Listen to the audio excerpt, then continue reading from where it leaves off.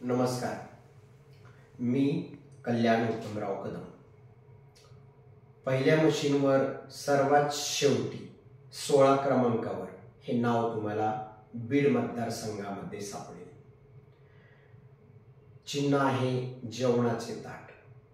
नका भटकू दुसरीकडे वाट. आपलं चिन्ह आहे फक्त जेवणाचं ताट. नका भटकू दुसरीकडे वाट. आपलं चिन्ह आहे फक्त जेवणाचं ताट. भरलेलं जेवणाचं ताट आहे, डावलू नका. नक्की लक्षात असू द्या. आणि येईल त्या 20 तारखेला तुम्हाला काय करायचंय तर प्रचंड मताने या जेवणाच्या ताटावर बटन दाबून कल्याण उत्तमराव कदम अर्थात मी स्वतः तुम्हाला मोठ्या प्रमाणात विजय करायचा. का विजय करावा आम्ही? सर तुम्हाला आम्ही का मतदान द्यावं? ह्या प्रश्नाचं उत्तर मी या बाईट मधून देतोय. आजपर्यंत तुम्ही इतरांना देऊन पाहिले, काय केलंय त्यांनी? रस्त्यांचे प्रश्न, समस्या, आज सगळे दुकानदार परेशान आहेत. त्या रस्ते, आपल्या बीड शहरातील रस्ते आणि त्या शहरातील रस्ते सोडून मी ग्रामीण भागांचे दौरे केले.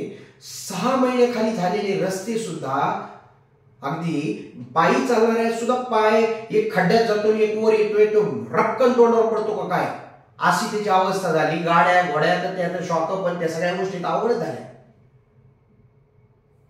रस्ता एक मूलभूत प्रश्न आहे, समस्या आहे.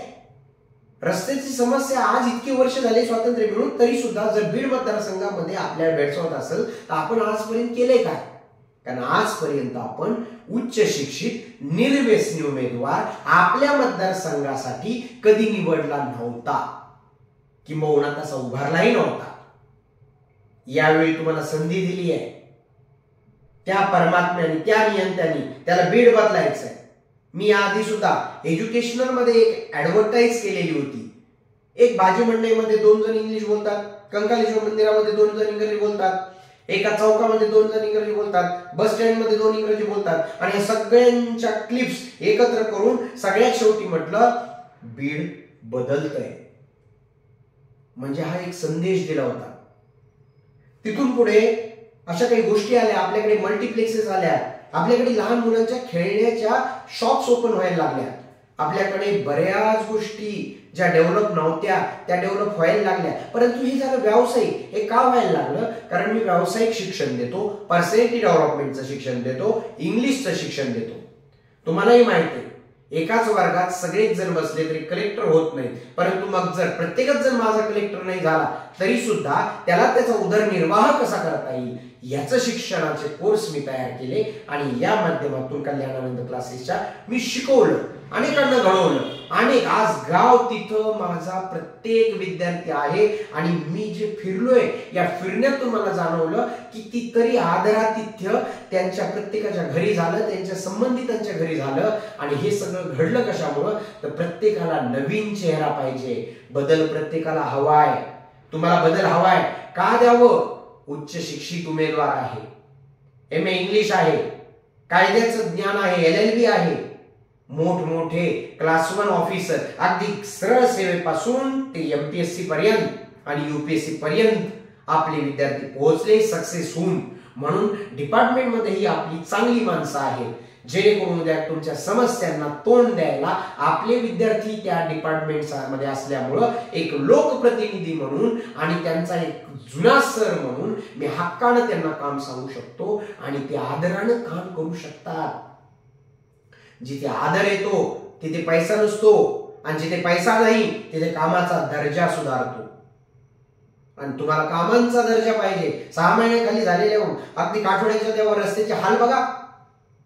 काठोडा असेल, वांगी असेल, तिथून पुढे तुम्ही मग इमामपूरला जाताय, इकडे तांदळवाडी भिल्लला बघा तुम्ही, त्यांच्या पाण्याच्या समस्या बघा. तिकडे जर तुम्ही या पिंपळनेरच्या अलीकडेच अगदी बाबुळवाडी, कारण ते सर्कल पलीकडे गेवराई मतदारसंघामध्ये जातं. आणि मी फक्त बीड मतदारसंघातून उभा असल्यामुळे मी फक्त बीड मतदारसंघापुरतच बोलत आहे. परंतु त्याच्यातला अर्धा भाग आपल्या बीड मतदारसंघामध्ये येतोय. आणि मग त्या म्हाळसापूर, जावळा, बाबुळवाडी, बेलवाडीला अक्षरशः पांदन रस्ता आहे. पांदन रस्ता जसा असतो ना गावात जायला कुठे पांदन रस्ता असावा, 5 मीटरचा रस्ता असला पाहिजे कमीत कमी, अशा पद्धतीचे सँक्शन हे उचलतात. 2 गाड्या पास झाल्या पाहिजे एकमेकांना. आज नाहीतर एकच गाडी चालली आणि मग समोरून बस आल्यावर दुसऱ्या गाडीने काय करायचं?